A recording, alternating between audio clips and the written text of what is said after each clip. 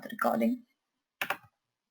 So here on this, you can see this is a personal setup you can do. When you go to your username, you see this thing here, and you can do a personal setup. You can do a company setup as well. So when you go up here in this setup and you look for personal setup,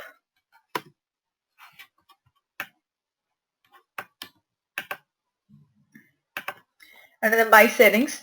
So this is your personal setup, and in the personal setup, this is the place where you enter your information about your username, password, and all that kind of stuff. If you wanted to edit anything, you can do it from here. Change my password. If you want to change your username, change your password, this is the place to go. Language and time zone, like if you wanted to specify which time zone are you from, Central, CST, you can select it here. These are the things. These are the things you will do for the first time when you kind of log in and you just want to set up everything. And this is there's another thing called grant account login access. Now, what is this grant account login access? Let's say you are facing some issue and you called in the customer care or the support people and they wanted to look at your computer. So this is the place where you can give them the access. So you can give the access to the support guy. Here you can say, okay, give access for these many days to this particular Salesforce support person. And then from here, if you wanted to give access to the administrator, then you can give it. So then they will be able to access your account and see what's going on and if there is any issue and all that kind of stuff. So this is the grant account login access is there. Then these are your groups that you have created, like your personal groups, and you wanted to add people to that group. So this is basically, group is nothing but it's going to be a set of user, and you can use these groups to share the records with other user, and you can use it via the sharing rule that we have already talked about. So this is the place where you can create your groups. Now this is another thing here called reset my security token. Now what does that mean? Reset my security token is basically, see, whenever you have to log into Salesforce, what you do is you just go to login.salesforce and enter your username and password, right? But what happens is there is an additional, those are like, you are on the cloud and you on the Google, you type in the URL and you give the username passwords. But let's say you are using a desktop client. Desktop client is nothing but you're using something on your desktop like an IDE. Okay. So, and that IDE needs to talk to your Salesforce, which is on the cloud. So if there is a desktop application that you wanted to communicate, let's say there is a place called Lotus Notes or Data Loader, you want to connect to it, Outlook, and you wanted to connect to your Salesforce. So any kind of like any application you want to connect. So there is an additional security token needed. Now what is the security token is going to do is basically nothing but it's a 24-digit case sensitive token. Okay, it's a 24-digit case sensitive token. So you select this reset security token here and it will give you, this is your security token. What you have to do is you have to use this security token after your password and username. So once you got the security token, you will append your username and password with this particular security token. Okay, so basically if your username is if your password is this one, you're going to basically say my password with the security token, and probably you will get an email with the security token here. I don't know, yeah, so you will get an email that okay, this is your security token, this is a 24-digit case sensitive alphanumeric number, and basically this is valid until you come again and reset it again. Okay, so this particular reset my security token is used when you wanted to connect to another party, or there's a desktop application or a client that you want to communicate with. So you need an additional level of security here. So you basically come up here and you set up your security token, and that's it. That's nothing but it's a 24-digit case sensitive alphanumeric code, and you use that along with your username as well as with the password. So if your username is khanadipika@gmail.com, you're going to go ahead and append that with your username and the password. Okay, I think it says with the password, so probably it's just going to be with the password. You're going to go ahead and set it up. The next one that we have is connections. I think is not that important. Then we have the login history. We've already covered it. This is basically if you wanted to know who logged in at what particular time, so you can go ahead and take a look at those. This is your login history here. This is basically OAuth connected apps. This is for authorization and connection. So this is not that important for now. And then we have something called as the login history and approver setting. Now, what is this approver setting? Approver setting means, let's say you are on a vacation and you wanted someone to work on your behalf. So you can basically say that, okay, this is the one who's going to work for me. So when an approval request email is sent to the particular approver, the delegated approver also receives an email notification that there is an approval request to review. So delegated approvers can't reassign the approval request. They can only approve or reject the approval request. So there might be a question come from this side also, that okay, what happens if the person who's working is not there and there is a delegate approver, what he can do? So you can only say that he can only approve it or reject it, but he will not be able to reassign the approval request. So there might be a question from this line. Okay, what they can do? So they won't be able to reassign the approval request. So delegated approver is someone who is working on your behalf for some period of time. That's a delegated one. And the next one is the advanced user details. Okay, what is advanced user detail? Is basically these are more attributes that tells you about the user, more information. Let's say about what is his username, password. Personal information is just your name, address, etc. This basically advanced user details gives you more information about the user. What's his email address, what's his username, what profile he is, what license he is using. And there's this checkbox called development mode. Now this development mode, probably you will have it unchecked.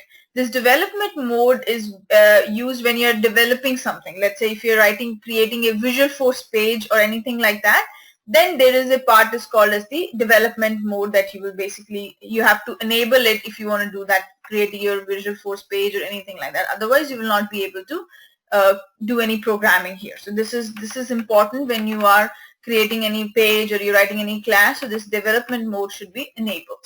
Okay. Next one we have here is then there is also another thing called as the company setup. So whenever your company is planning to, let's say, use Salesforce and they wanted to go ahead and they wanted to implement it, so they already bought their product or they bought the licenses based on number of users. Now they wanted to do the company setup. They wanted to mention, okay, this is the company, everything related to the company. What is the physical year of the company? What is the business hours of the company? What holidays they have? What kind of language you're going to use? So all these things you will set up under this company settings. So what you have to do, you go to the setup here and you're on the left hand side, you write in company setup. So here, this is only done once when your company is kind of brand new and using Salesforce. So they come up here and set it up. Now where these things are used. So let's say this is the company information. Let's say when we were creating, I used an NERP, that was my company information. So this is where it picked up from. So here it tells you how much data space you have, how much file space you have used, and what is your default time zone. You can change it through the personal setting. You can go ahead and change it through there. And what edition of Salesforce you are using. This is for your developer edition that you're using.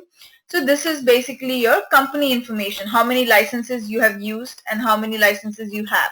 So you get about two licenses from the Salesforce. You get 3 Salesforce platform licenses. And this is for the developer org. When you are talking about a production org or when you have a different, so these are about the other, they tell you that right now you have these many licenses and you have pretty much used these licenses here. Okay. So next one we have here is, this is all about your company information, physical year. So physical year, like some companies have January to December, some companies have March to April. So it's basically a physical year can be from September to the next August or something. So this is nothing but your physical year.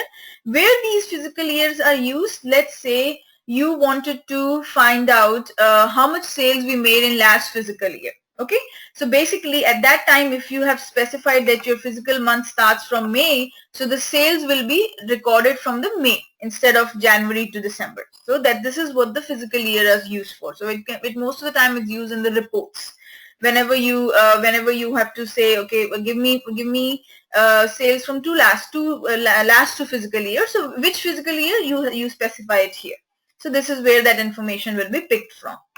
Next we have is the business hours. Now what is this business hours? Okay, let's say your business hours are from 9 to 6. Okay, and let's say you have a workflow rule going up and saying, okay, and it's a time dependent. Okay, if let's say you have assigned a task to someone, okay, and you are wanted to send him a reminder if that person has not even opened the task, and you wanted to send him after 4 days, four business hours, okay, 4 business days or something like that. Okay, so then here you can specify that, okay, your business hours are from this day to this day, Monday to Friday, 9 to 5. Okay, so then you can use those according to, you can say, okay, two business hours or 2 days, 2 business days, let's say. So then you can set up a rule saying if you want that this particular email should be sent 2 days after the 2 days before the expiry. Okay, 2 days before the business, 2 days before the business. So then it won't count the Saturday, Sunday if your business hours are from Monday to Friday. Does it make sense? So those business hours are used when you're setting up those rules, when you're setting up those workflow actions or something. Then these business hours are used. That, okay, this is what it takes into account. Okay, you can set up your business hours by clicking here, and you can specify that from Sunday we work from this many. We can make it as, let's say customer care people are 24 hours, right? So you can specify those as well, that for customer care it is this, for the IT people is from 9 to 5 and all that kind of stuff. So this is for the business hours. If you, what about the holidays? You can mention about we are giving holidays on Christmas, New Year and all those, so you can basically mention here as well. And then you have something called as the language setting. Like, these are the language the Salesforce supports. Okay, so these are different languages, and you can select, okay, right now English is the one that you see everything. If you wanted to select anything else, then you can basically pick it up from here. This is the place where you do the language settings. Okay, so this is more about the company setup, that, okay, you can go ahead and change your stuff from here. So this is your company setup. So what you have to do, you just click on this one, you go to My Settings, and this is the place. Most of the time the question comes from is either the grant access, login access, what is it, and then it also comes from this reset my security token. So is it a 24 digit, is it case sensitive, or is it not case sensitive? So these kind of questions might come. Grant login access is basically that person will get the access to log into your account without he has to remember your username and password. Okay, so that is basically used for administrator want to take a look at it, or any support guy wants to take a look at your account or something. So that's where they're going to be use the grant account login access. Because sometimes in office, if you have an issue, you basically will call the support team, and they'll kind of sit at their desk and they'll help you. Okay, they'll be using your computer from there. So that's more of like an admin access they're trying. Similarly, we have this one as in Salesforce as well. So this is basically the grant account login access, and then reset my security token are the two most important places where we get the questions from. Any questions on this one, guys? I hope I'm not too fast. Do you want me to repeat anything?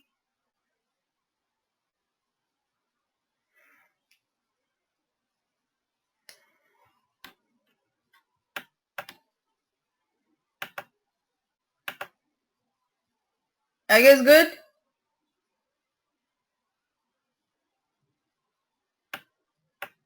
Okay. Binish, Amin, Shikha. Okay, good. Okay. So the next thing that we have is, let's take a look at the different kind of what do you call systems that every company uses. Okay, so there are two main classification. Okay, one is called as the different sandboxes, we can say. Okay, there is two different kinds of. One we have is a production. One is production, and then we have is the test. Okay, production and test. Production is nothing but where everyone production is basically your real time. Okay, where your actual the customers are using it, and you are having users, and you have to pay for those many licenses and those. So that's the real time. Okay, that's the production thing. Okay, which is life. And then you have a test. Now this test is divided into different kind of sandboxes. Okay, so test can be like a developer sandbox, where basically a particular developer is using. Okay, and then you have, let's say, a QA, a person who is testing your code is there, who is using. So there are different kinds of sandboxes. Basically, sandbox is nothing but which has the data related to the production. Okay, it's not like sometimes it might have the exact copy of the production database, or sometimes there will be some test data as well.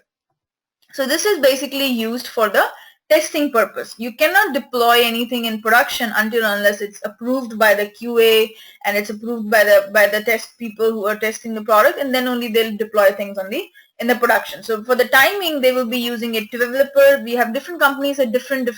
Some has just the developer one, then they have a QA, then they also have a staging one, which is nothing but like a copy of the production, and then that's how they're going to be putting things. So first it goes to the developer who's working on it. He's going to test it, like if just quick smoke test, he will do it on his account.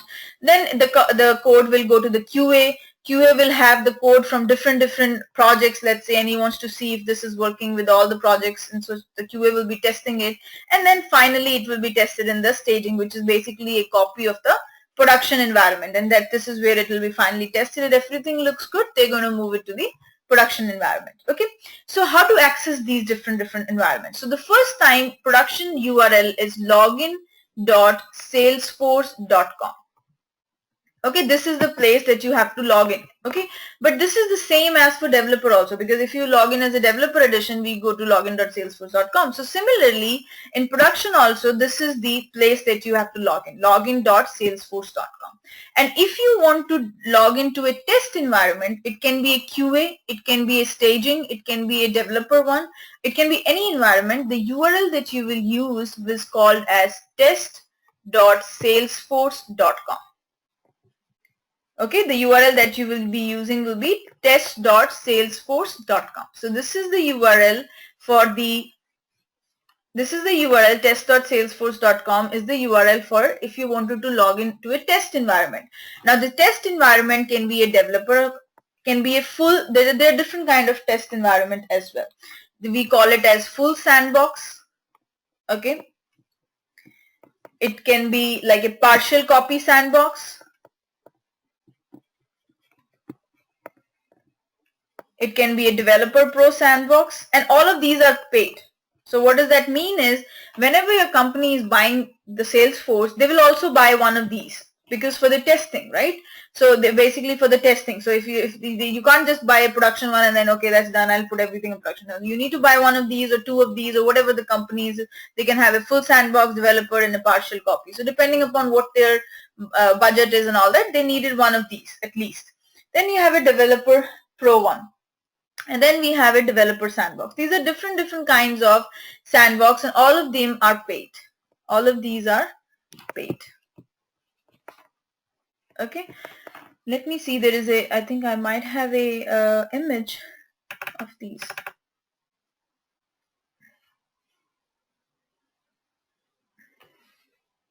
Okay.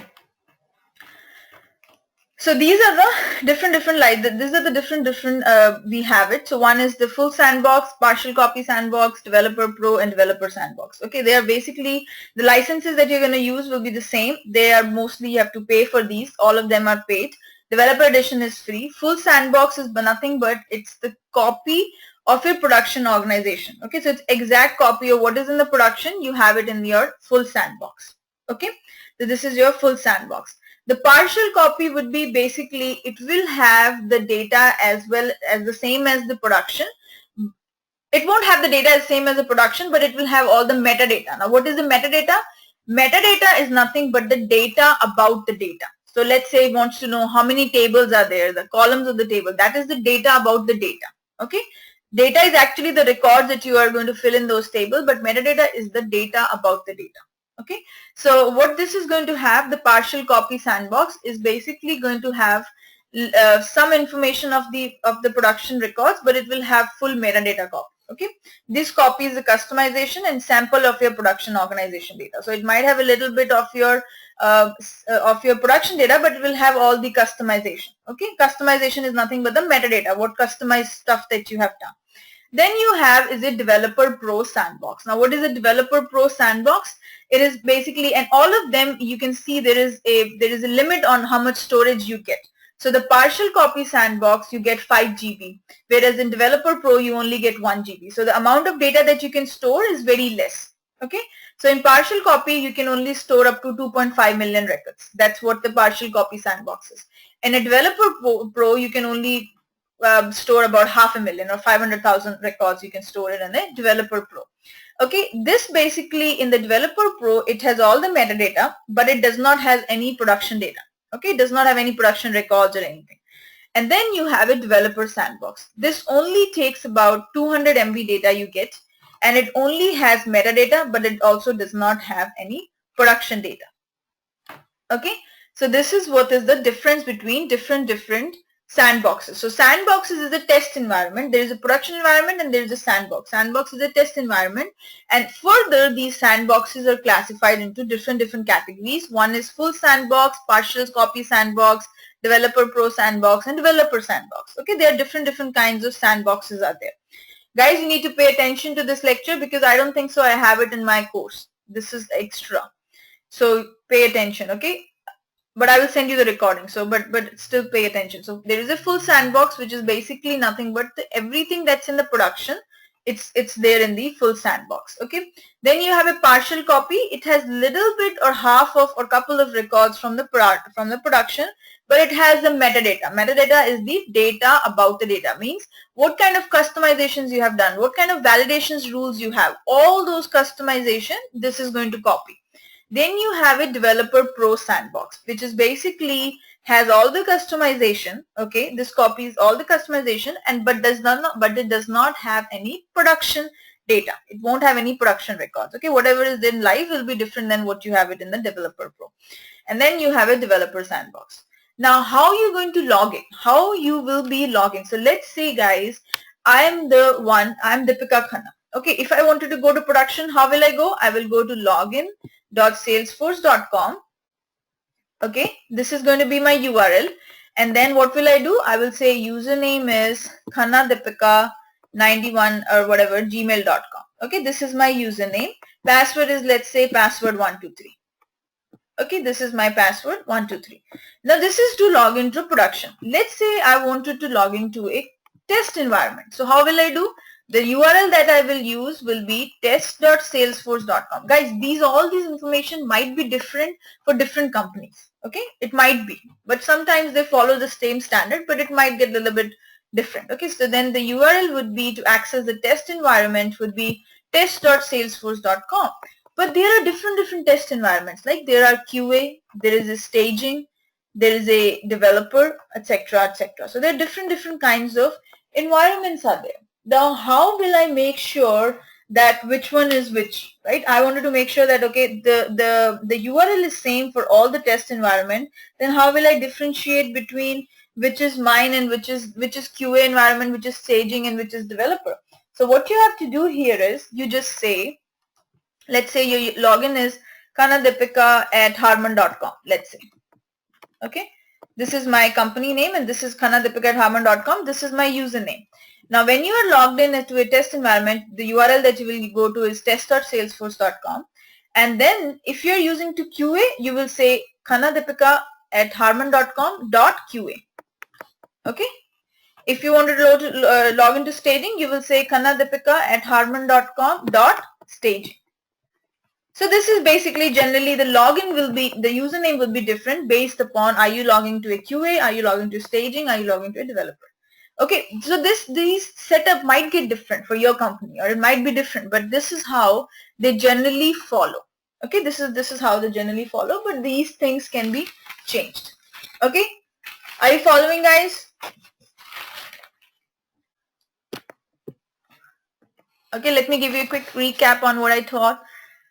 So first we had the different company setup. We talked about how to set up the company setup, that is physical year, business hours, what else was company information, etc. Then you have personal setup. Then basically you have your personal information, your use password you can set up. You have also grant login access. Then you have reset your token, and then these are the company setup. Then you have the different environments that you work with. You have production environment, and then you have developer environment. Guys, never ever even log into production. I never even go there because I just don't want to mess anything. Okay, so you need to make sure where you are logging in.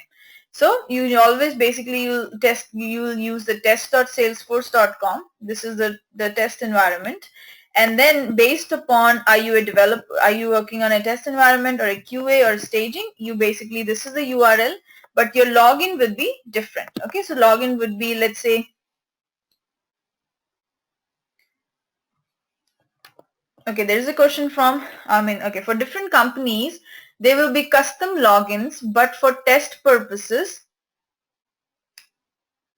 see, basically they will create one username for you. Okay, they will create, yeah, you just need to know, first of all, which, are you logging to a test or are you logging to a production? Okay, if you want to log into a production, then that is login.salesforce.com. If you wanted to log into a test, that will be test.salesforce.com. The username that you will use is basically what kind of environments those companies has. Is it just do they just have staging? Do they also have QA? Do they also have developer? Based on that, they will be like dot this, dot that, dot this. Okay, this is what my company follows. So I just want to make sure that at least you know what one of the company follows. Okay, so they might be, your company have difference. I'm sorry, I was asking just for test purposes. Okay, so for test purpose, I didn't get your question, so can you repeat? Okay, I know you're teaching the the login. It's going to be, Your voice is echoing. yeah, it's either the hotmail.com.qa Yeah. or dot stage. Yeah. But is that, but what is it gonna, what is the test gonna ask you? I know you're sharing with us real time, but what is it gonna be on the test? So what the records will be on the test?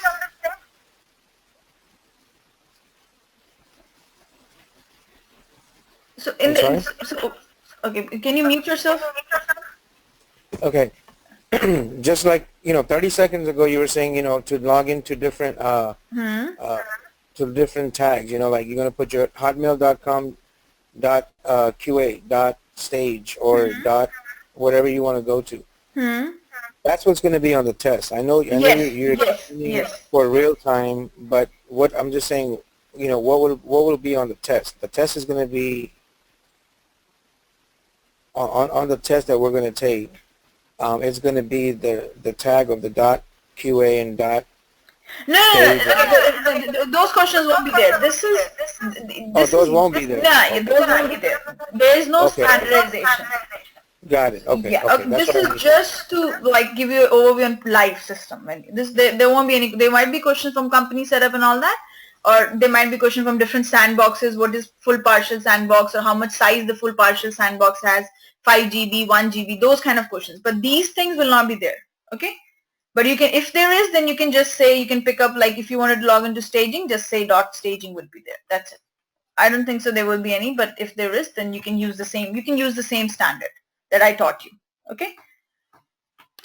Yeah, I Next. mean, the username password would be typically same, or maybe password will change, but your email will still same. We're talking about the URL.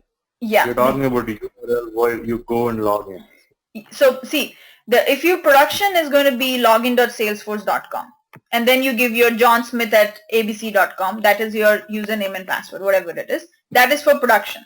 If you wanted to access any of the test environment, and let's say you wanted to access the QA test environment, then it will be john.smith at abc.com.test, or .qa, or john.smith at abc.com.staging. So that's what will be your login for the test environments.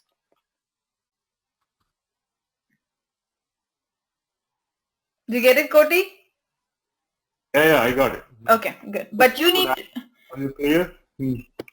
But you need to remember this. The image that I sent you. There might be questions from this part. Okay, which is a developer, full sandbox, partial copy, developer pro, developer sandbox. Okay, and this is the size. So you might remember these size. How much storage they get you. Exactly. Yeah. Okay, take a look at message from Koti. Amin, that might help you.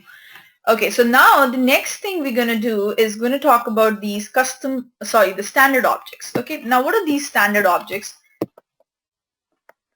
They're self-explanatory, but I'll still want to go through. So the standard objects are the objects that are given to you by Force.com or by Salesforce. Okay, these are the objects that have already been created for you. You can customize them. Okay, you can add a couple fields here and there. You can customize them. You cannot delete a lot of stuff, but there you can customize a little bit. Now we start with leads. Okay, then what is lead? Lead is someone who is interested to buy the product. That is what a lead is. He has not bought the product yet, but he's interested to buy the product. Now the lead, let's say, wants to buy the product. Okay, or let's say he bought a product. Then that lead will be converted into a contact. Okay, a lead will be converted into a contact. So let's say you were interested, Manish was interested to buy my stuff from my company, and then she's just shown the interest, so she registered as a lead. Now lead can be generated through different ways. They can be generated by going to the website and submitting a form. They can be generated by that. They can be generated by submitting a form on a website. They can basically they can fill up a paper, something like that, or they can even remember, a lot of times you will see a sheet where they'll ask you what is your phone number, what is your email address, all that. So that is also a purpose where they can generate more leads. Okay, and then basically from these leads they will basically send them emails and try to make a relationship with them, and then so that they can sell something later on. So the more the leads, kind of that the leads then convert into contacts. So let's say you had a lead of 10,000. 10,000 leads are there. Okay, and then out of them, let's say 2% got converted. 2% got converted means they became your contact. They actually bought your product. Okay, so then you can convert them into a contact. Okay, then we have something called as an account. So account is nothing but they are associated for, let's say, when your account is particular company. Okay, so let's say whenever you have a contact, I also need which account are you from. There might be independent contacts as well, means you're doing not with any business, but you're doing it with a particular individual. There might be contacts which does not belong to any account, but most of the time a contact will belong to a particular company. Okay, that is what the accounts will be. So a particular contact will belong to a particular account, we can say. Then what are next there is something called as opportunities. Okay, opportunities. Now what is this opportunities? Opportunities are basically the real transactions that happen, the deals that keeps going on. That is what the money that is called as an opportunity. The deal that we can call as, those are called as the opportunities. Guys, one more question. Did I cover Web2 lead and Web2 case?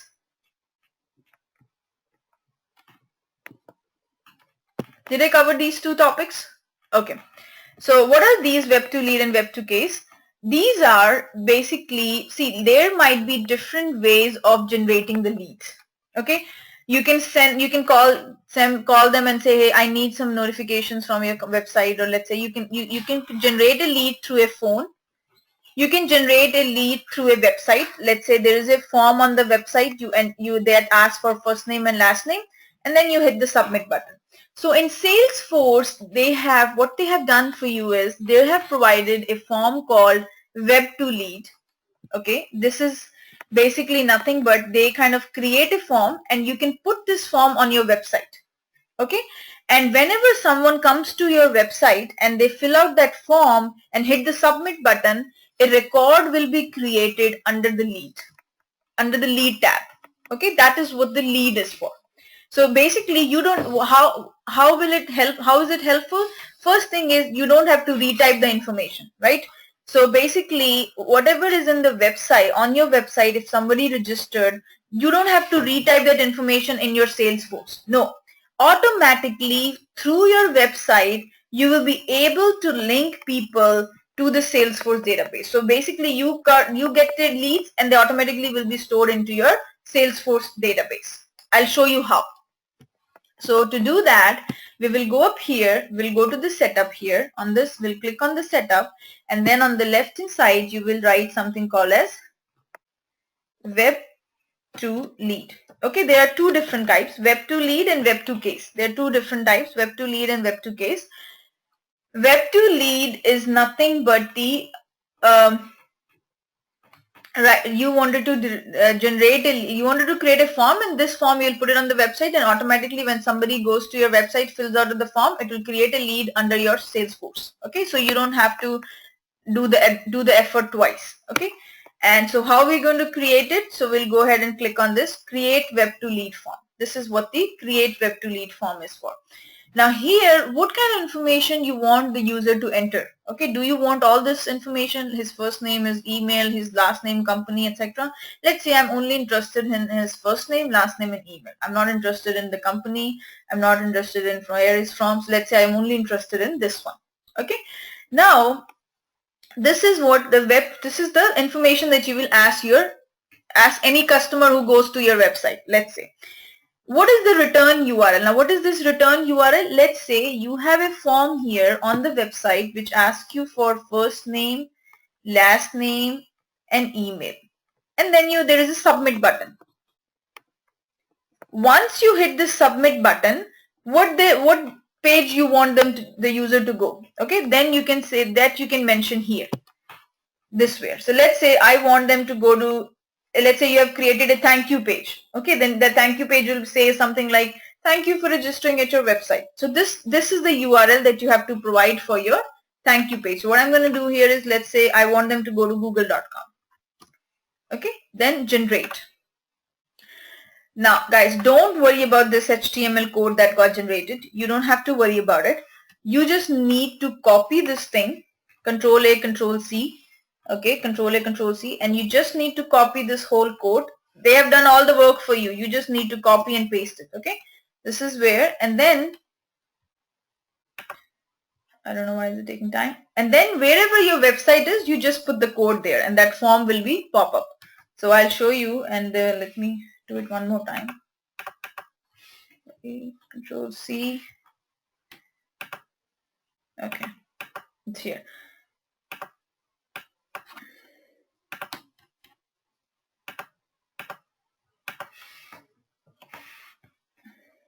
Okay, so here let's say this is your web to lead form. Okay, here what it is nothing but a simple HTML. HTML is nothing but a scripting language. Now what does it say here? It says these are the information that I'm asking: first name, last name, and email. Okay, this is the information that I'm asking: first name, last name, and the email. And then there is a submit button. Okay, and then once the person hits the submit button, this is the URL that I want them to go to. Okay, action is this one, UTF-8, method is post. Don't worry about all these things. Once you go ahead and hit it, this is going to be your return URL. Google.com is the place where you're going to go ahead and once the user hits the submit button, this is the URL that they have to go to. Okay, all these are comments. Comments are nothing but just for the information for the developer to know. You can just get rid of these comments. Guys, who lost? Okay, do you want me to repeat?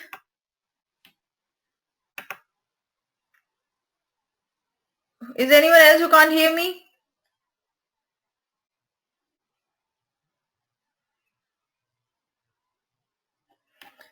Okay, Binish, do you want me to repeat?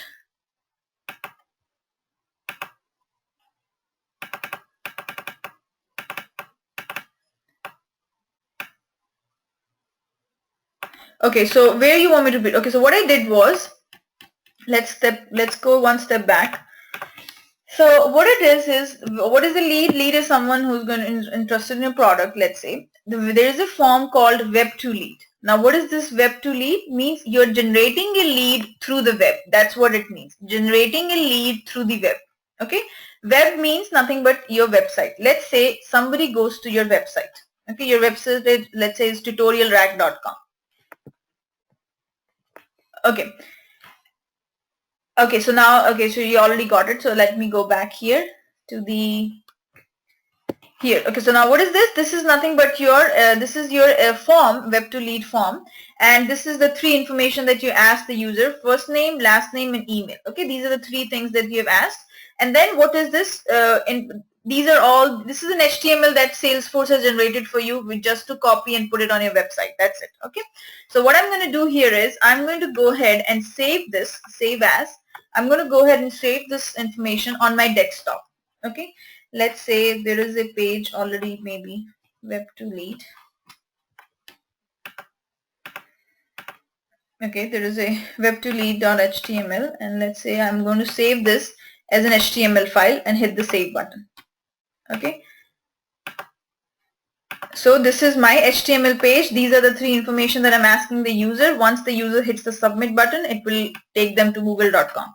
So let's go ahead and run that page on the browser. So what I'm going to do here is, this is the page that I have, web to lead. Where is it? Do you see web to lead?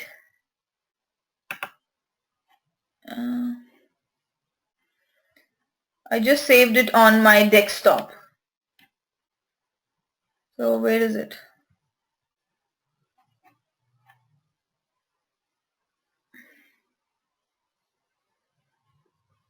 There's a web to case. Okay, this is the one, web to lead. Okay. Now what you have to do is just go ahead and open it with the browser. Now, let's say on your lead there is nothing right now. Let's say if you take a look at the leads, this is your, if you go back here, go to your leads part here. There is no one named Koti. Let's say if you go to the K, there is nobody names Koti. Okay. What I'm going to do is I'm going to go to my web to lead form. Here I'm going to ask Koti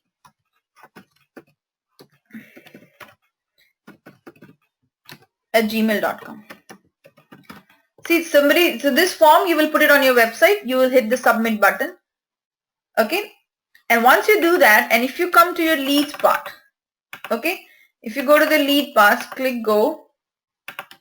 And if you go to the K section here, see there is automatically a lead got generated with name Koti with his email address Koti at gmail.com. Okay, this is what the web to lead forms is for. Web to lead means you will be able to generate a lead through the website, and it will automatically be connected to your Salesforce database, and you don't even have to worry about how that happened.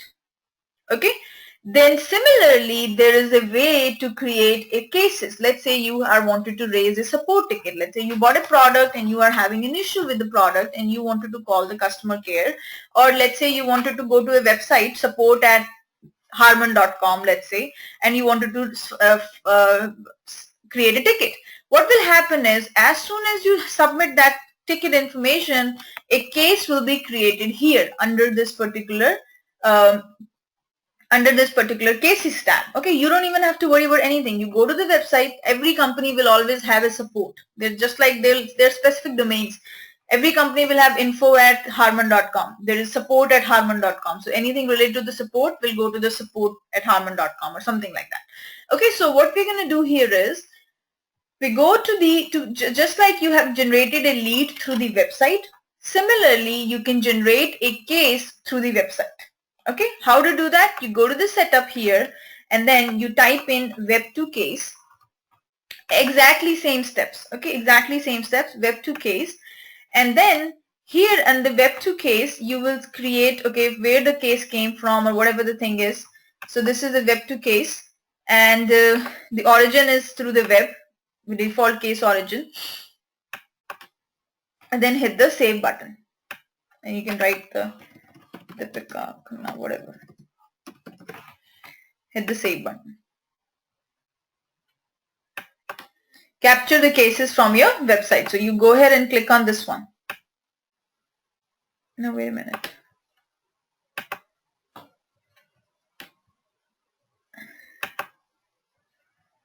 Yeah, this one. These are. This is web to case HTML generator. Okay, so this is the one. Now here you basically going to go ahead and write who is the information, what kind of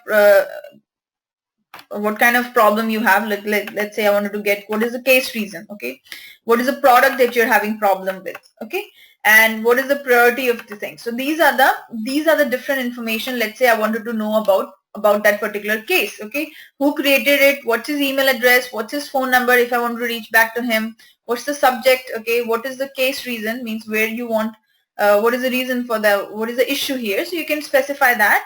And then after they have hit the submit button, where you want them to go. Let's say I want them to go to Deepika.com. There's a website called Deepika.com. That's not mine, but it is there. And hit the generate button. Okay. So now this is the same as it has generated a HTML code for you. Just go ahead and copy this code and put it on your notepad or on your website under the support tab. Let's say you put it on your website under the support tab, and what you do is you just go ahead and save as web2 case. Okay, and then save it as .html file. Okay, this is a .html web2 case. Yes, there's already an existing one. So what I did is done. You can see there is a simple one. These are all the products that your company is selling, let's say. Okay, so it's going to be a drop down with all the product listed. Then these are all the information that you need from that particular customer. What's the name of his customer? What's his phone number? What is the issue he's having? Was it a performance? Was it a breakdown of the product? Whatever the feedback, or what is the reason for this support ticket? Okay, and after that, once they have submitted all the information, this is the website that it will go ahead and take to them. And where will they store? This is the place that you will mention. Okay, this is your Salesforce. Automatically, it has created it has generated your URL. Okay, this is the place that it will go ahead and store your case. Right now, if we go back to your cases, if you go to the cases, let's say there is no case related to my open cases. Hit go. Let's say these are the only 3 cases yet you have. Okay, let's say I wanted to create another one. So what I'm going to do is I'm going to go ahead and go to my desktop and run the web2 case, which was right here. Where is it?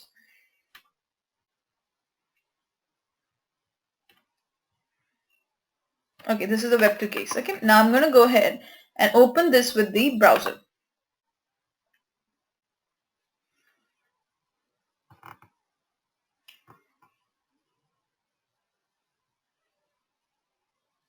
Okay, wait a minute. Just go with the other one. Open with Chrome. Okay, so this is all that, and this is the form. You will put it on your website, and here you will say, okay, the name of the contact is Binish. Email is binish@gmail.com.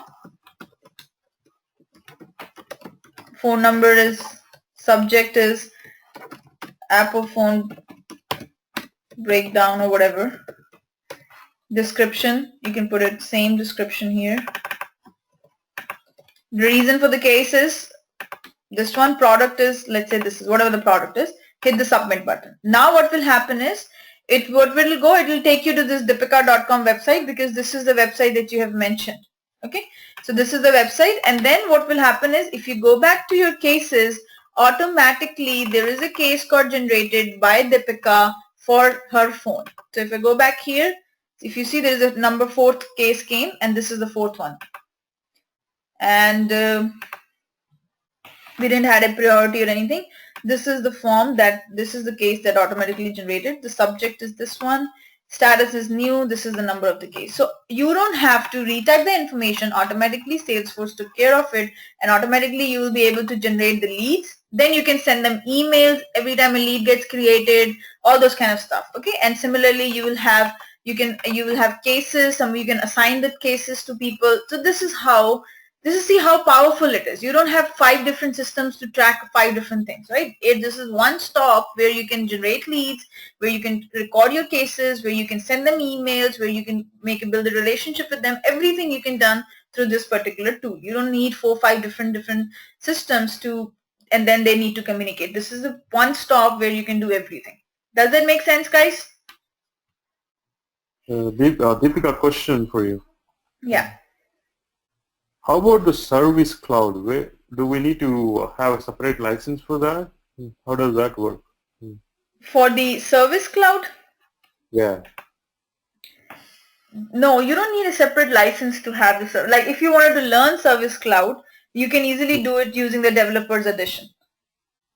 Okay, you can Okay. Service Cloud is nothing but basically services is basically when once the people have bought your product, if they have any issue. Okay, and Service Cloud is basically used. See here, what happens is here you if you wanted to open accounts, you have to go to this. It's basically used by the customer care people to address the cases in as quick as possible. Okay, so But right now we I have understand. yeah. Where is the navigation for So service? I you don't see can that. create a console here. So you can say something like app, okay, and then So, you can, instead of creating an app this time, we will create a Service Cloud console. Okay, hit the next button, and this is basically you can name it your recruiting console. Next.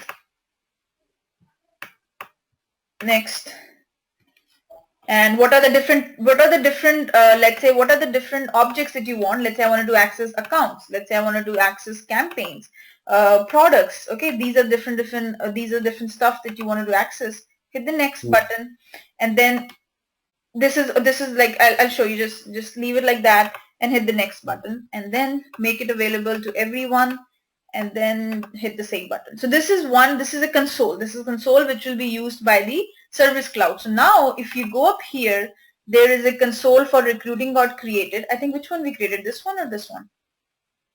I think this one we created right now. Let me go. So if you go back here, this is how the console looks. This is what the customer care people will use. Okay, I think we were on the wrong one. There's another one I've created. Recruiting console probably. I think this is the one we just created right now.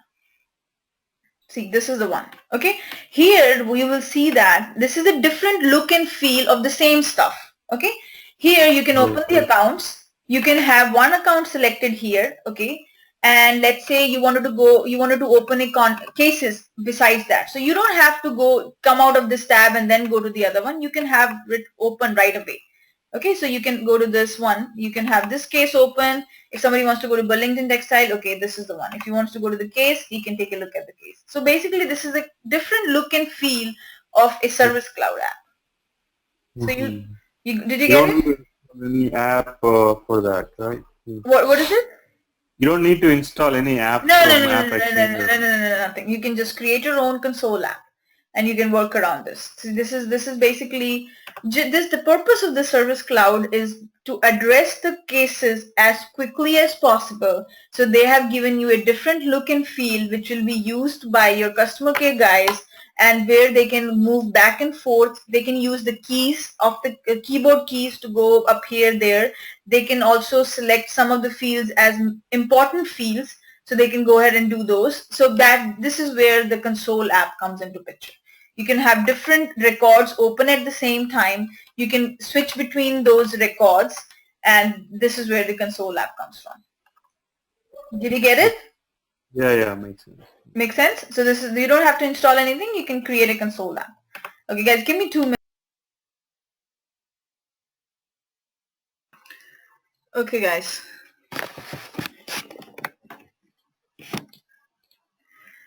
Okay, so going back to this one, is everyone here?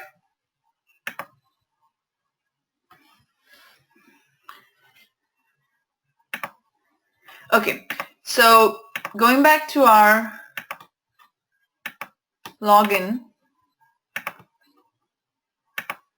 So this is where you're going to use your console, and then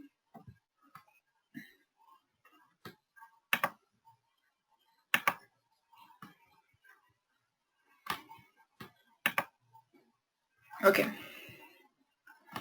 So just going to give you a quick overview. What are campaigns? Campaigns are nothing but let me go back here. Basically, these are if you wanted to advertise something, okay, and you wanted to, like, it's basically used by the marketing team for if they wanted to advertise something, when they wanted to start the campaign, what is the type of the campaign. So all this is going to be used by the marketing team to create campaigns, and the campaigns will kind of generate leads. And if you wanted to create a new lead, let's say there is a lead and this person has actually bought the product. So what you're going to do is you'll hit the convert button, and this lead will be automatically associated with a particular account, and this will become your contact, and this will also create a new opportunity. This is how you create a lead into a contact. Okay, so leads can be converted to accounts, they can be converted to contacts, they can be converted into opportunities and anything.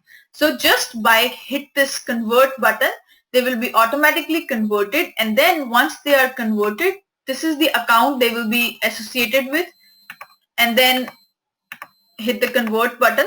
So now you will see that this particular Kristen will be associated with this particular account, and this is the contact that got created. Okay, this is the contact that got created. And if we go back here, what was the other one? Okay, so that contact got created, and then it got associated with this account, and this is the contact. Okay, next we have is opportunities. Opportunities are nothing but like the deals. Okay, that is what the opportunities is basically if there is if the profit or the revenue, or if you have the transactions, those are called as the opportunities, the one that generates the money. Okay, so that is what the opportunities are for. Forecast is very important. Forecast is basically tell you where your company will be 5 years from today.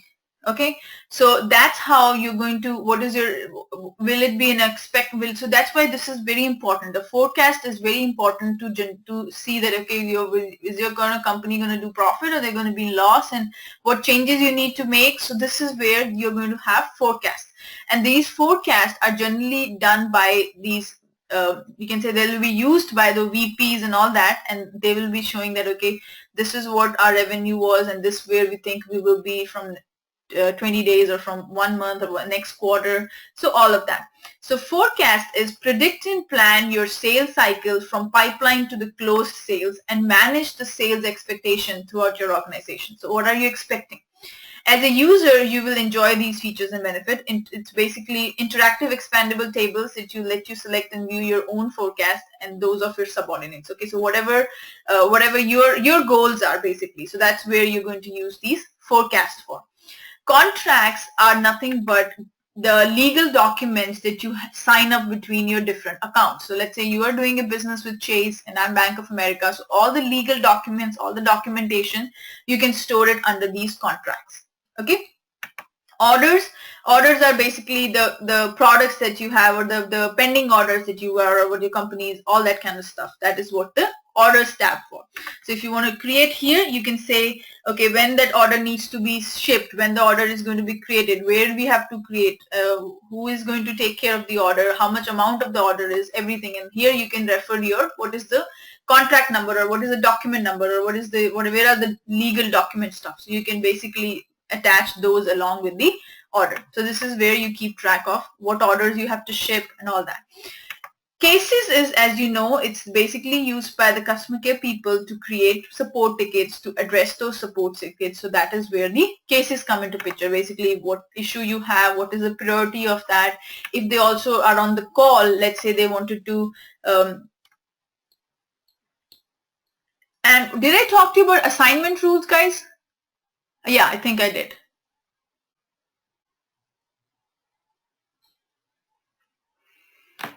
Assignment, lead assignment rule, case assignment rule. Okay, good.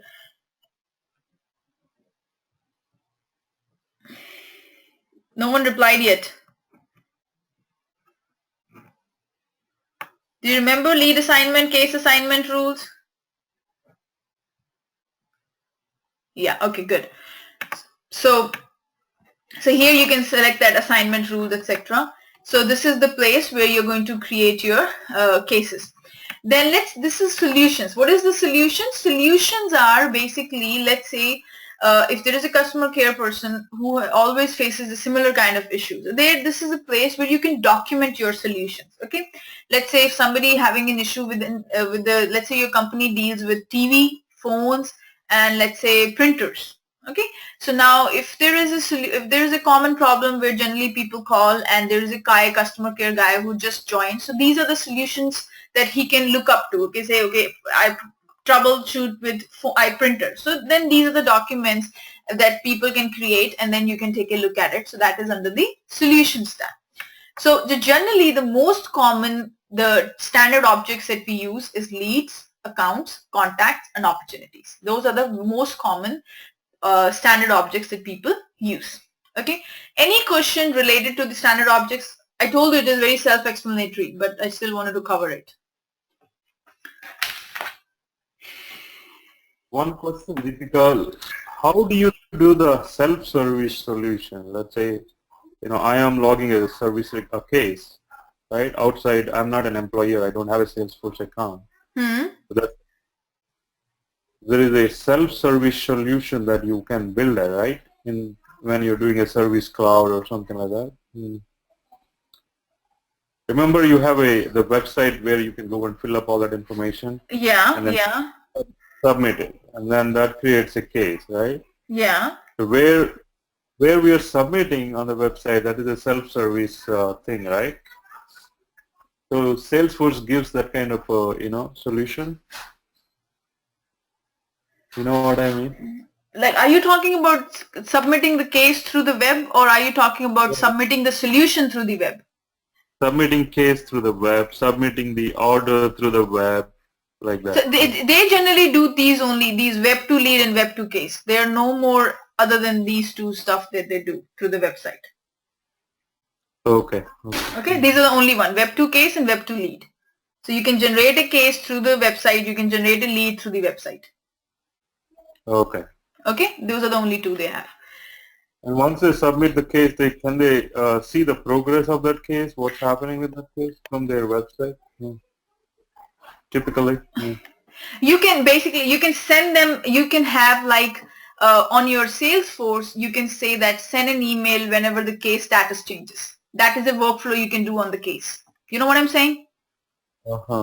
So they can do that, and then they can have a link to the case. So that, okay, this is your case if you want to take a look at it. So they can attach the link ID, the case ID with that email, and they can set up a workflow that, okay, whenever the status of this particular field changes, then go ahead and fire an email to the customer. They can do like this. Okay. Okay. So the next one is, so these are all the topics. The last one is the reports and the dashboard. Okay, that's the last topic. Now we'll go back to that. So first thing is, let's say guys, if by any chance you don't see reports and dashboard under your application, let's say you are under the recruiting application and I don't see report and dashboard, the first thing that you need to do is you go to the setup here. There is an app here, and then under the apps, this is the place that you can select your recruiting app, and you can select which tabs to be seen and which tabs not to be seen. So here you can edit the app, and let's say you were not seeing reports and dashboard, you can move it from the left to the right. Okay, and so we already see it, so that's not a problem for us. So what we're going to do next is we go to this reports. Now under the reports, on the left hand side, these are different Salesforce has already created some standard reports for you. Okay, if you are sales report, anything related with the sales, lead reports, anything with the lead. And then there is a place where they've already, these are the different folders in which these are the different reports. You can create a new folder by clicking here. Okay, this is your new folder. You can create, otherwise there is automatically unfilled public report. So you can put any report under this public, and then you will be able to, everyone will be able to see it. If you put it under the my personal custom report, then you have to manually come and share it with people. So let's say you wanted to go ahead and share these reports, then you have to manually go to this and you have to enable the sharing for this particular folder to other people. Okay, so let's say this is our folder, these are different, you can create a new report, you can create a new dashboard. The first important question that comes from most of the time that comes here is, okay, whenever you create a report, what you select. Okay, first thing that we need is, these are all the different custom objects that you have. You have to select what object it is. Okay, for which we are creating the report. Are we creating the report for a position object, position history, candidates, candidate history? So basically these are the different standard objects that is under the other report section. Okay, so these are the different folders. If you have, remember we did the history thing last night, yesterday, so that's where you come with these position and the field history stuff. Okay, field history tracking.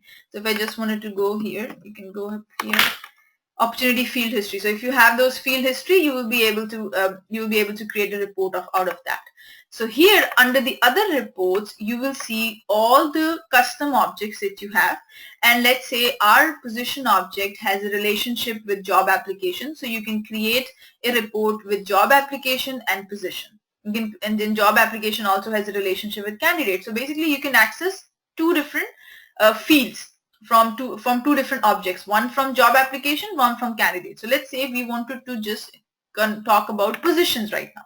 So you go up here and you select the position. So this is the first thing that you have to select is what is the report type. Is it a position report type? Is it on candidate? Is it on job application? Is it on employment website? That is the first thing that you need to select. Once you do that, hit the create button. This is called as a report builder. Okay, this is called as the report builder. Now this is where you can create your report. You can also schedule your report to run every time. You can also set up the email of the report. Let's say I wanted to send the same report every 2 weeks. Okay, on a Saturday, you can schedule it. Okay, you can also set up an email to whom you wanted to send these reports to. You can do those things. The reports are of 4 different types. One is tabular, other one is summary, the third one is matrix, and the fourth one is joint. These are 4 different types of reports that are available. Okay, tabular, summary, matrix, and joint. Tabular is the most simpler report. Okay, but the thing is, since it's more simpler, there are a lot of restrictions on the tabular one. Okay, the tabular report, basically, you cannot create a dashboard of a tabular report. This is one important question that comes. Okay, until or unless you have a row limit. And I'll tell you what row limit is. So basically you cannot create a dashboard. Dashboard is nothing but a pictorial representation of a report. Okay, in report you will have like 50,000 records. Okay, and somebody doesn't want to go through those. Somebody just wanted to know, okay, I'm making profit or I'm making loss or I am where I am or what it is. Okay, they just wanted to have a pictorial representation like a pie chart or a funnel chart or a line chart or a graph or like pictorial representation. Okay, so dashboards are created off of a report. Okay, so dashboards, you always, whenever you are talking about creating a dashboard, okay, whenever you are creating a dashboard, first thing that you need to supply is the report. Okay, first thing that you need to do is dashboards can only be built off of a report. Okay, you need to supply the report. There are 4 different types of reports that you can create. Tabular, then there is a joint, matrix, and summary. Okay, tabular is the most simpler one. You can only create dashboard of a tabular report if you have a row limit. This is most important question that comes in the exam, row limit. Okay, that comes with the tabular. Then you have a summary report, then you have a matrix report, and then you have a joint report. And I will talk about each of those in a minute. So on the left hand side, these are different kinds of fields that are there. Okay, these are different kinds of fields. So, and over here, all means all the fields. A means mostly the text fields that you have. Okay, the text fields. This is mostly the number field that you have. Maximum pay, minimum pay, the numbers one. And these are basically the date one. Okay, so dashboard, Shikha, can be made off of any kind of report. Okay, dashboard can be made off of any kind. You have to either can be summary report, it can be a tabular report, it can be a joint report, it can be a matrix report. Okay, but there are different dashboard items. You can create a funnel chart, you can create a pie chart, etc., etc. We'll go through that. Okay, stay hold to that question. Or a table. Yeah, exactly. So here, let me, okay, stay on to the question, I'll explain you. So once you have this, all these are the different fields that you have under the position object. So if you want, let's say I wanted to know how many positions were opened last year. Okay, so what you can do here is use, let's say, which all columns you want for your report. So what you do is, let's say I'm interested in most important thing, let's say the status of the position. Okay, this is my status of the position. Oh, I think I put the skills required. You can move it back. You can say, you can just double click it. Either you can drag and drop. So you can just double click it, or you can drag and drop here. Okay, so then status of the position, the type of the position, if I'm interested to know, maximum pay on the position, minimum pay on the position, and let's say location of the position. These are the things that I'm interested at. Or where is the location? You can always search here if you have. I think you don't have, that's fine.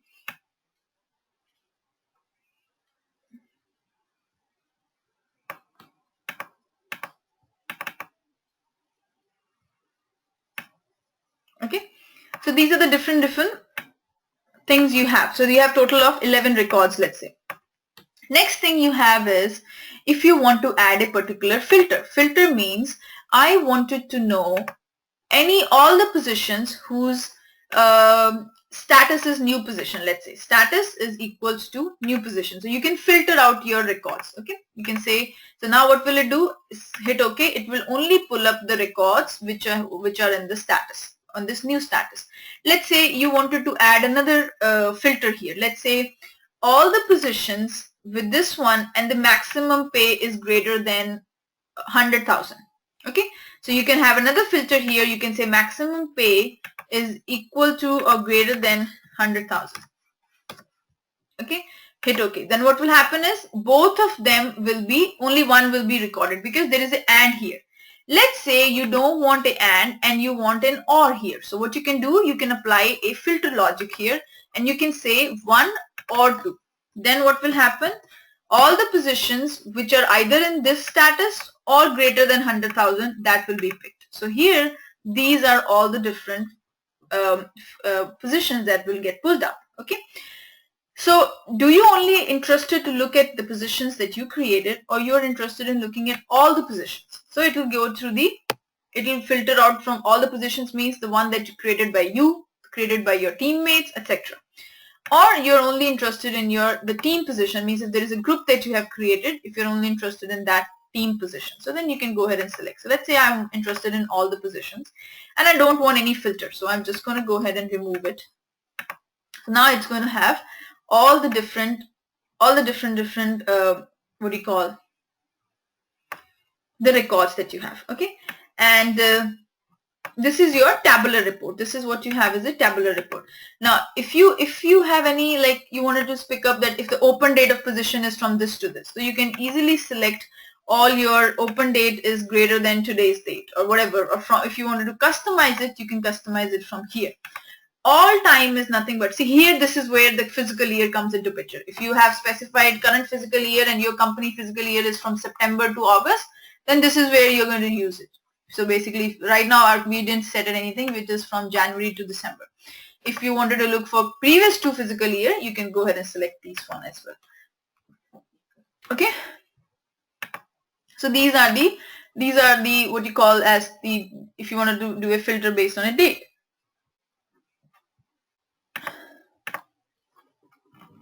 Now this is another thing. Next thing you have is bucketing a particular field. Now what do you mean by bucket? Bucket means, let's say guys, you wanted to see, let's say you wanted to say high or low salary. Is anything less than 100,000 is low, anything greater than 100,000 is high. This is what you wanted to put. Okay, so what you can do, you can bucket this field. And how you're going to do it, you can say the bucket field is salary range. Okay, let's say this is the salary range. And here you say, if anything is less than or equal to 100,000, this is low. Okay, that is a low. And if anything is greater than 100,000, this is high. Okay, and treat empty minimum values as 0. So if you want, so this is basically you're bucketing the field. You're basically grouping the field. Okay, use bucket field to group, filter, or arrange the report data. So here, click OK. Now what will happen is there is a salary range column got created, and based upon what your salary is, it is basically saying either it is a low or either it is a high, either it is a low or either it is high. Okay, so this is what it is basically bucket field is used for. And the next is you can sort the fields in ascending or descending order. So if you wanted to sort in the descending, or if you wanted to sort in the ascending or whatever, you can go ahead and do that. And then this is basically summarize the field, means if you wanted to calculate the sum, average, maximum, or minimum. Let's say I wanted to calculate the maximum. You go ahead and hit the apply button. So what it will do is it basically will calculate that, okay, this is the maximum we have it on our one of our reports. So this is the maximum that you can say, okay, minimum or all those kind of things. So this is what you have is a this is a report builder, and this is going to be the same for each of the reports. Okay, you can select pretty much same thing. And then you have, let's say you have created these positions. These are the maximum pay and this is the minimum pay. These are the salary range, full-time, etc. And let's say we also have something called as functional area. So I also wanted to include functional area. Let's say if you want to drag and drop, you can put this one here. You can always drag and drop. Okay, so you can only drop once you see the green sign. Okay, once you see the green sign, you'll be able to drop it. So right now this is not green. This is not green. You can put it here. Okay, so functional area comes before here. So you can do that. And then if you want to run the report, show and hide is nothing but if you wanted to show the details, it will show it, it will hide it. Okay, so it will go ahead and hide and show the details. Okay, then hit the run report here. Now this is where your report finally ran. Okay, this is where your finally ran. Now if you wanted to hide the details, you can do hide here. If let's say you wanted to do more changes, so you go back to the customize and you make more changes. So this is your tabular report right now. Okay, this is your tabular report. Let's say I wanted to run it back again, and if you want to save it, you can go ahead, free field to save it under the public folder. You save it as position number total positions. Okay, this is my recruitment rate tabular report. This is a tabular report. Okay, and then hit the save button and return to report. So you have created a report here with the tabular. This is a tabular report. Next thing is, let's say you wanted to go ahead and create a dashboard off of this. So how you're going to do? I told you there's a limitation on creating a dashboard for a tabular report. Tabular report means just a simple table format report. That's it. There is nothing else. This is just tells you total number of records. That's it. There's nothing, grouping is not there in tabular report. Okay, there is no group by. Let's say I wanted to say group by full-time or the type of the position. So let's say group all the full-time in one, then the part-time in another. Then there is no grouping here. This is just simple tabular table format kind of report. Okay. So here, let's say, wait a minute. If you wanted to export it, you can put it in an Excel sheet or something. You can do that as well. And here, next thing is, let's say I wanted to create a dashboard off of it. So how you're going to do it? The first thing you need to go is you need to go to your dashboard. Okay, this is, let's say, and you wanted to create a new dashboard, let's say. In the new dashboard, you can have up to 20 items here. Okay, you can have up to 20 items in the dashboard. Let's say these are the different charts that are available. You have a horizontal bar chart, you have a vertical one, you have a line chart, you have a funnel chart, this is a donut chart, this is a pie chart, this is a dotted scattered chart, this is God chart, this is a simple metric chart, and this is what we have as a table. So the first thing is, let's say I wanted to create, let's say I wanted to show you everything. Okay, here, if let's say you pick up this one, get rid of this, we don't need this one, so remove it. Yes. This is the vertical. Okay, line chart. All of these I'm going to pull it up, and let's say if you're able, let's see if you're able to create a dashboard off of a tabular report. Okay, so let's say if you're able to do that. So I'm just going to go ahead and do this.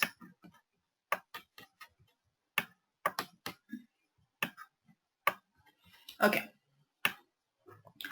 So these are the different kinds of the charts that you have. Okay, now the first thing you have to do is you have to drag the data source. The data source means which report of which you want to make it. So let's say I wanted to select the total positions tabular report. Now if you try to give it, it's not going to work. See, it does not work. Any of those charts will not pop up because it's a simple tabular report. And what does this thing say? Read it. Okay, what does it say? Read it, and it'll make sense. See, any chart, you need two things, x-axis and y-axis, right? Means you have to see based off of what? Like you need, okay, whenever you create a vertical chart, what you need? Let's say arrange the sales per month. So what was the sale in January? What was the sale in February? So you need x-axis and y-axis. In tabular, you don't have what you call x axis and y. This is just simple total records. That's why. So here it gives you, it says this report cannot be used as a source for this component. Means you cannot create a pie chart off of a tabular report. If it is summary or matrix, add one or more groupings in the report. If it is a tabular, you have to use a row limit. And I'll tell you what row limit is. You have to specify the dashboard settings in the report. So basically what you need to do is you need to set up a row limit whenever you wanted to create a dashboard off of a tabular report. And how to do that? Let's go ahead and do it. So you're not, first of all, you're not able to create any dashboard component off of a tabular report. If you want to do it, you need to provide a row limit. And how to provide a row limit? Let's go back. Row limit is basically kind of works as a y-axis for you. So I'll tell you what it is. If you go to your public folder, this is your report. And you need to customize it, means if you want to change something. And there is a place called add a row limit. Okay, and this option is only available in case of tabular report. Here row limit cannot be greater than 100, I think. Yeah, maximum is 99. Okay, this is the maximum value for this field can be 99. So let's say row limit is 10. So I wanted to show top 10. How you want to sort it? Let's say I wanted to sort it by maximum pay. So basically, or functional area, let's say, or by salary. Let's say do it by maximum pay. Okay. Which order? Ascending order. So row limit is, it's going to give me top 10 records, or let me do it in a descending order. So it's going to give me top 10 records based on the maximum pay. Okay, so this is my row limit. So top 10 records, or if I say top 5 records, so it's going to give me top 5 records based on my maximum. Okay, this is what the row limit is doing. Okay, so now you have a report with a row limit. Now you will be able to create a dashboard component, but there is a certain limit on which all dashboard components will be created off of a tabular report. Even if you have row limit, you won't be still able to create all the dashboard components. You will still be, there will be a limitation of what dashboard components you will be able to create with the row limit, but I'll tell you once. Okay, save as, and here you say tabular report with row limit. Lot of times the question comes from this topic as well. Are you able to create a dashboard component of a tabular report? No. But if there is a tabular report with a row limit, yes, you will be able to create a dashboard component. But which are dashboard components? We will see. This report, I'm going to put it into my public folder and hit the save and run the report. Okay. So now this is what your report is. Guys, you might have noticed that when we were doing this, it shows you maximum pay for all of them. But here, these are empty, because this is just a quick preview. Okay, don't ever depend on this preview, because actual records will show up here under this when you actually run the report. That was just a quick preview of that report. Okay, so never trust on that one. You have to first actually run it and see what records there are. Okay, so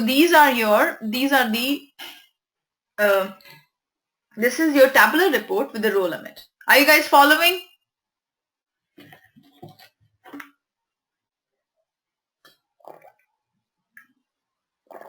Am I too fast?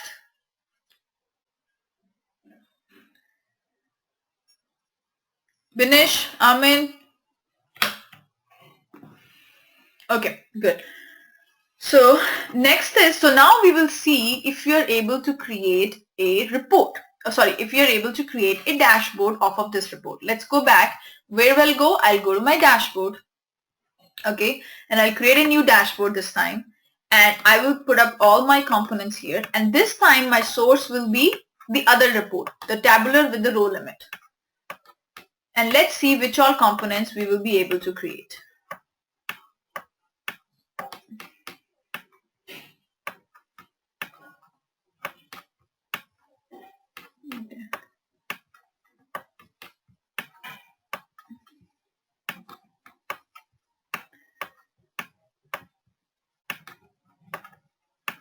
Okay.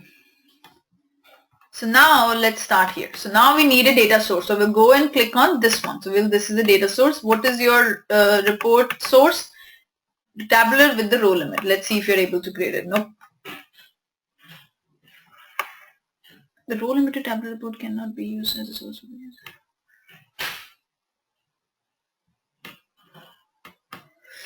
There is a small thing that I missed, probably. Yeah.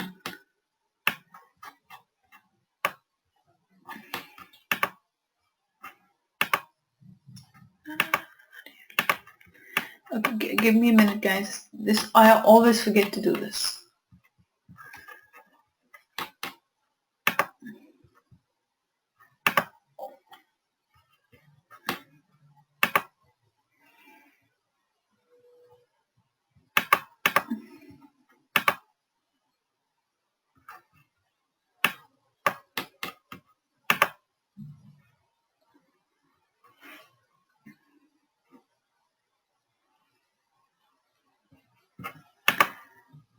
Okay, this one, dashboard settings.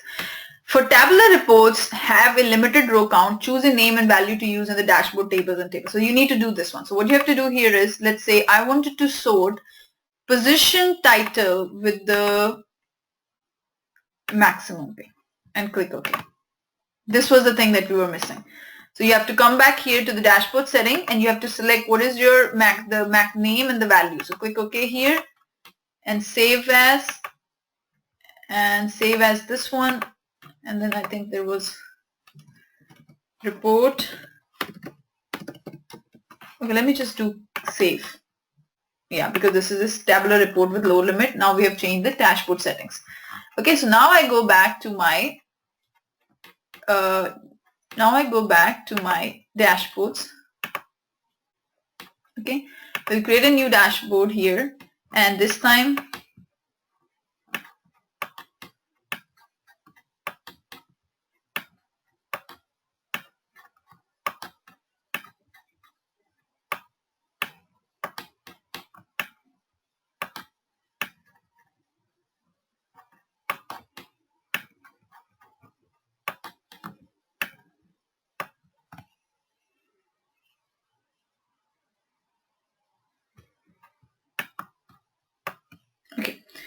so now this is what you have. Now let's go to the data source, and here this time you pull up with the row limit. See, this time it's going to go ahead and do it because this time we added the dashboard setting stuff.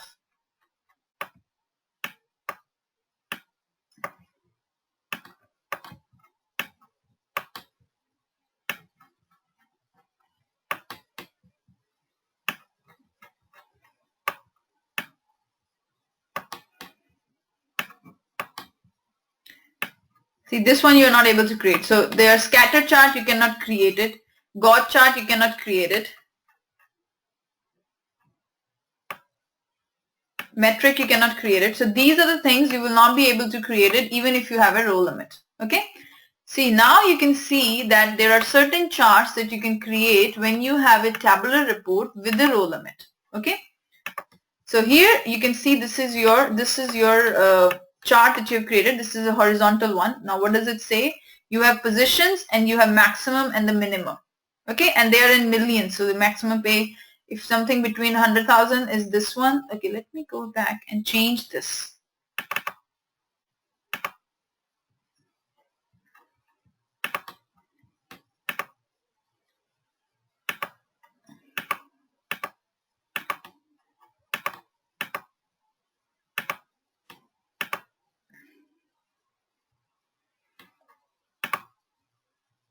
If you want to show values, you can click on this one.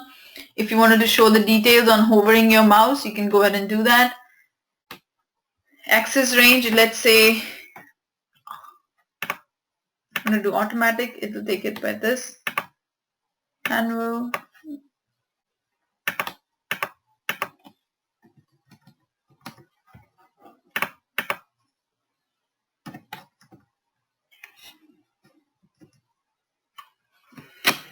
Click OK.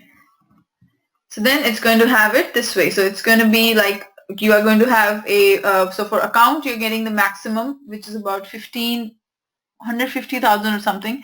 And then you have another position. So this is what it's going to give you based on your which position and how much the maximum pay for that position. Okay. So this is what we have here. Now, if you wanted to go ahead and you wanted to show the chatter photos and all that, you can have it here. We don't have any chatter photos, so that's why it's not going to display. And then if you want to do it in automatic, let's leave it as automatic. Sort the rows by label in ascending order. If you want to do a descending order, you can go ahead and do it in this way. It's going to be the descending. So it's very simple. Component data, what you want to do it on x-axis. Let's say you wanted to put maximum pay on x-axis, you can go ahead and do that. And on the y-axis, if you want to put a status, you can go ahead and do it. If you wanted to put it as a functional area, you can put it as well. So now here you can select, click OK. So this is based on your functional area, you have this one as your maximum pay. So these are the different charts that are available when you have a tabular report along with a row limit. Okay, so for account managers, you can go up to 15. I think we don't have that much data. That's why it's kind of very small here. If you want to edit the title, you can say vertical chart for max and position title. Okay.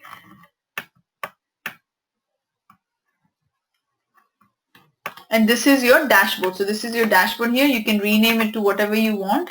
And if you wanted to run the dashboard as a specified user, so they basically, let's say run as specified user means, let's say if that particular user does not have the permission to see those things, then he will not be able to see that kind of data. Okay. So you can have up to 20 components in a dashboard. You cannot go more than that. So there's also this question that how many maximum components are there. So you can go ahead and have up to 20 components in a particular dashboard. So this is a dashboard which contains all these different charts. Okay. And even if you have a row limit, you are not able to create a scatter, gauge, and metric chart when you even have a row limit in the tabular report. Okay. Tabular report without the row limit, you cannot create any chart. But if you have a row limit, you're able to create these charts. Okay. And hit the save button. So this is your dashboard, and like you can name it as, you can put it in your personal dashboard folder, or you can say custom dashboard for tabular with row limit. Hit the save and run the dashboard if you want to do it.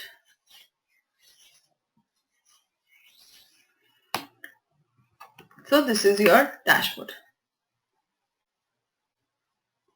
So what I said was row limit. If you just create a simple tabular report it just gives you a like a table kind of report. Okay, you will not be able to create any dashboard component, means any chart from that report. But if you have a tabular report which has a row limit means you top 5 or top whatever the row limit is, then you are able to create some dashboard charts off of that row limit.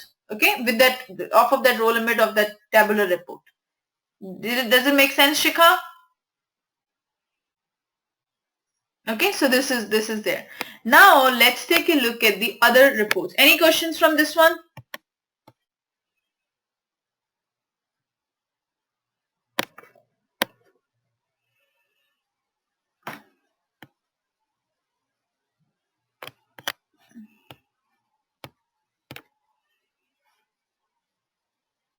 See here, you can see there is a scatter, then there is another one. The scatter charts cannot display the tabular report.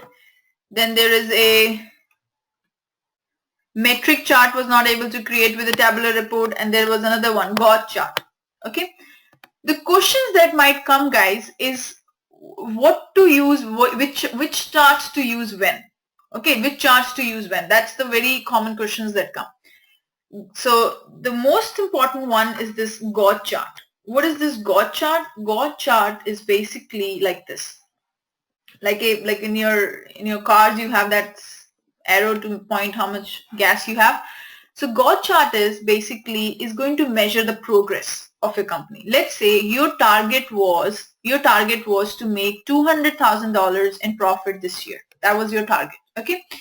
And this is your this was your target. Okay, did you go, and the minimum was like this, say 100,000, let's say, and this is your maximum that you crossed was 500. So these were your targets. Okay, now did you lie in here? So this is basically telling you progress. Are did you meet your target, or are you on this side, or are you on that side? So basically it tells you what progress you have set up for yourself and where are you right now. So that is where the Gantt chart comes into picture. Tabular is basically if you want to organize, the charts are basically nothing but if you wanted to organize based on a particular year, let's say give me top 5 or top 6, then that's where we're going to use these vertical charts. Okay, that's where these vertical charts, like if in this year I made this many, in this year I made this many sales, I did this year. So that is basically like when you have to display top 5 or top 6 or whatever quarterly basis, revenue quarterly basis. So those are the times you're going to use simple charts. Okay, so these are kind of questions that will come. Okay, what to choose, which chart to use when. Okay, if you have a report where you wanted to track the progress, then you'll go for a Gantt. If you wanted to create top 5, top 6, that's where is the you have to pick up your thank you Raj. So where you're going to pick up which charts to use. Okay, so those kind of questions will come from this topic. And then the most important was the row limit one that I mentioned you. Okay, what happens when you can create the row limit. Now the next one is we have something called as the different one, tabular report. Then the second one we have is a summary report. Okay, what is a summary report, guys? Summary report is basically you can do a grouping. Okay, group my positions based on maximum pay, group my position based on functional area. When there is a grouping involved on x-axis, I think on or on column basis, I'll tell you what it is, then that's where when you use the summary report. And in summary report you can create any dashboard component, okay, with the summary report. So I'll show you. You go back to your reports here and you create a new report, and let's say you create a report of positions and then hit the create button. And then this is your same report builder. This time you want to create a summary report. So what you do is you go to this drop down and you pick up summary from here. Automatically you can say there is a thing, this thing called came. Drop a field here to create a grouping. Okay. So let's say let's say you were organizing an event last year, and there were a couple of events, Christmas, Holi, Diwali, and let's say you wanted to make sure how many sales you made per event. Okay, let's say in Holi you made this many dollars, in this Diwali you made these many dollars, in Christmas you made these many, in Cherry Fest or whatever you made this many. So you can group by based on that. So let's say I wanted to group based on a location. Okay, how many positions are there for that location? Okay, or how many positions are in this status, or how many positions are in new position, how many are closed, how many are open. So those kind of things you can, when you need the grouping, you go for summary. In this case, summary report, you can only do the groupings like row wise. Okay, and in the matrix you can do the grouping in the row as well as column. Okay, and I'll show you what it is. So this is what you're picking up your summary, and see this add chart was only came available in case of summary. In tabular you don't see this add chart thing. Okay, but if you add a row limit, if you go ahead and add a row limit, then once you provide these dashboard settings, you will be able to create a chart. Okay, then you will see the chart button here. So now we will go back here and we'll say, let's say this is our position title. Okay, and I wanted to select based on the status. So I wanted to make sure, I wanted to go to the, let's just go back and select all the,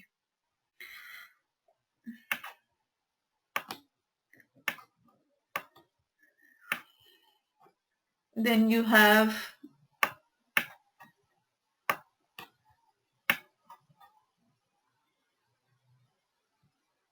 function area. Let's say I wanted to do summary report, and in the summary, let's say you want to group by status. Okay, so here I'll go back here and I'll say status. So now you can see that these records are grouped. So you can say here for this particular, there are 4 positions on which we have not mentioned the status. So these are the 4 ones. Then there's 3 positions are there in this status. 2 of them are in pending approval. 1 of them is closed fill and 1 of them is closed cancel. So basically this is where you have done the grouping. So how many positions are in pending approval? 2. How many are there in closed? 1. How many are there in closed cancel? 1. So when you have to do any grouping, that's where you will go for your summary report. Okay, and if you only want to do group one way, okay, excuse me, you can have the same filters. Okay, there is no option of row limit in case of summary reports. You can see that you can add any filters here. You can select a range. Now next thing is, let's say this is your summary report, and let's go ahead and run the report. Okay, this is your run report here. Okay, here you can say project manager, this is the one. And then if you want to save it, you can go ahead and hit the save button, and you can say summary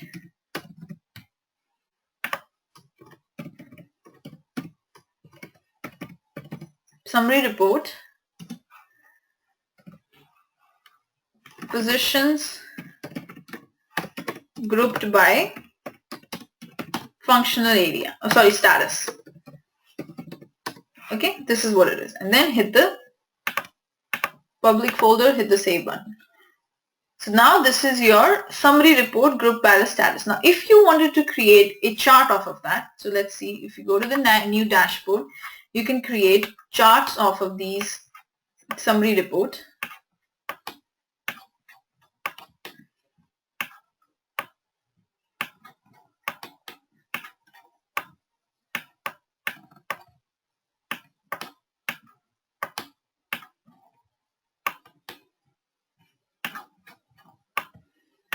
Okay. Okay. So now here, oh, okay. So now if you want to do the data source, go ahead and pick your summary report with the positions. Let's say I want to do this way, then this, and then this.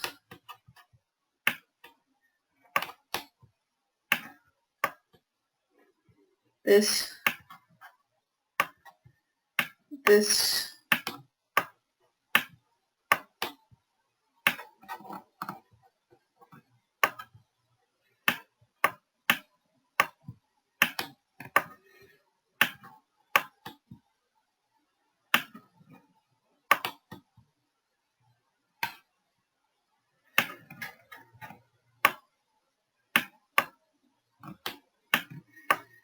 Okay, and the last one is this one. I don't know what it is. Summary report. Okay, so the next one we have here is, so if you go back, this is your chart. So you can see that the horizontal one tells you automatically, you can see here, if you go back here, you can say, for these are the status and this is the record count. Okay, these are the number of records. So there are total of how many records? Probably 11 records are there. And new position, the status, there are 3 records which are in this status. There is 2 records which are in this, and this is this. So basically this is a pictorial representation. The report that we created was a tabular representation, like a full table. And here you can see this is the different view of the same report. Okay, different view of the same report. So you can say this is a line chart, which is basically tells you, okay, close fill and close cancel are kind of the same. There are 2 different, 1 record each of those, and then its number goes up here. And then this is a funnel chart where it tells you, okay, so you see the color coding here, guys. The green one represents new position status. The purple represents the close fill. Then you have an orange for pending, and then they have close cancel, and then this is empty where you have not mentioned any status. Okay, and these is the donut chart. So the same representation here. The same kind of things you can do here. If you wanted to make any changes, you have to click on this ranch button. Okay, if you want to change the color or anything, you can even do that. So here you want to do ascending, which order do you want to put it in descending? So it will be like this. Okay, now, ascending makes more sense here. And then maximum values displayed. Where is the color? Record count is the one. I was thinking of changing the color here.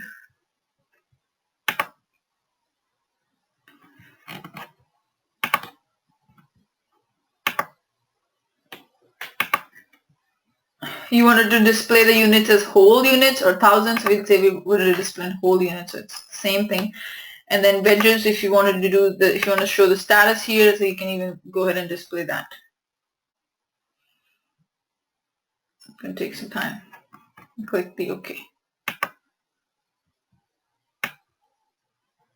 So this is what it is going to give you. If you wanted to show the details when you hover your mouse, you can even do that. If you wanted to add any footer here, so let's say if you wanted to change the title, you click on that and you'll be able to change the title and all these kinds of things. So this is the, when you have to do any grouping by one way, that is where you will use the summary report. Okay. So we have organized how many reports there are per status. That was the summary report. Then there's another one called matrix. Matrix, as the name indicates, it says rows and columns. So you can do grouping two ways, one on the row wise and then you can do the column wise. Here in the summary report, guys, one more thing, you can even do like, if I go back here, you can save it as summary report.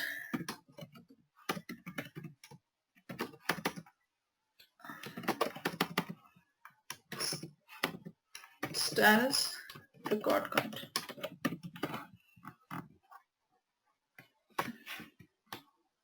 Save. Okay, now go back to the reports.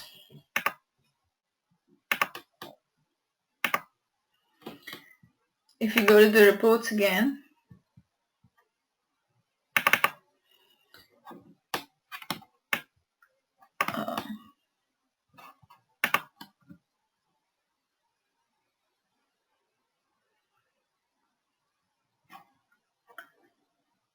if I go back to this one, I wanted to see if I can do more groupings here. So one way. So let's say this is the status and let's say you wanted to group it by functional area. So you can have two different levels of grouping as well. Okay, you can do up to, I think, 4 or 5. You can go down to, you can drill down to 4. So under the new position, there are two function different. We have one functional area with empty. These are the two. And for information technology, you have one. Okay, so now you can do a subgrouping as well. Okay, so that is where the functional area comes. Okay, so you're done a grouping by the status and then by the area. Okay, so this is the subgrouping is also there. Now, similarly, guys, there is something called as matrix report. Now, what is the matrix report here? The matrix report is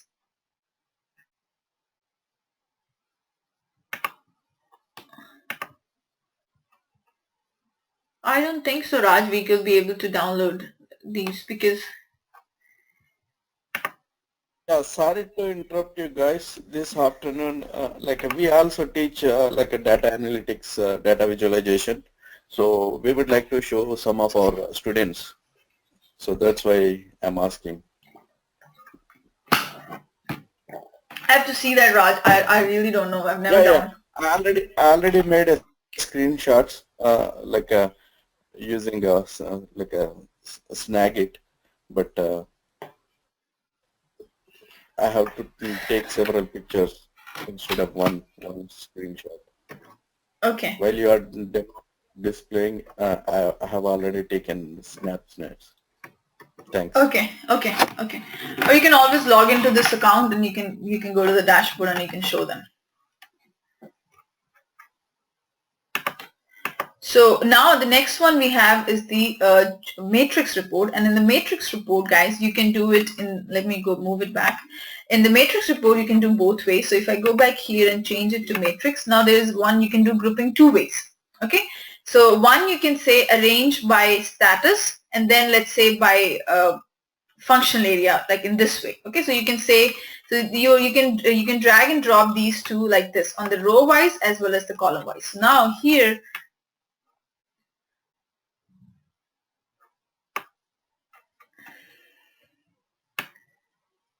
so you have position title, maximum pay, minimum pay, functional area. If you want more stuff, you can go ahead and get from here. And then you can move your status here. So you can drop this one. So now what it is doing, it's basically arranging based on your new, these are different status. Okay. And then within that, you can also do a column grouping here. So let's say you wanted to specify, I don't know, didn't we create a location here? Pick list? I don't know. I think we did.